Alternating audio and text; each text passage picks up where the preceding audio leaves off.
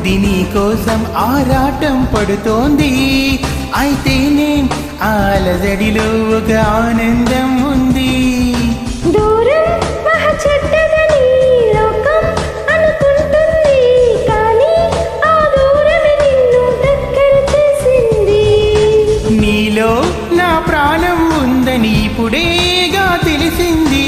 నీతో అది చెప్పిందా నీ జ్ఞాపకాలే నా ఊపిరైనవని. కనులు తెరిచిన కనులు మూసిన కలలు ఆగవేళ, నిజము తెలిసిన కలని చెప్పిన మనసు నమ్మ